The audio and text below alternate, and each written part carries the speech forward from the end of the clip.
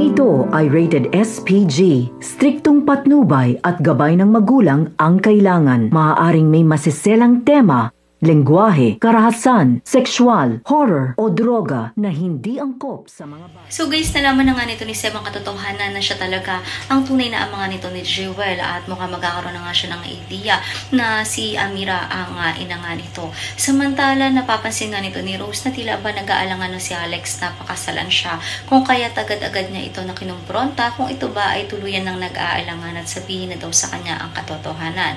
Ikinagulat naman ng dalawang ito na naghanda si Amira na napakabongga na handaan na para sa kasal nga nito ni Rose at nito ni Alex. So nagulat nga itong si Rose at tinanong niya kung lahat ba daw ng ito ay para nga sa kanila, sa kanilang kasal.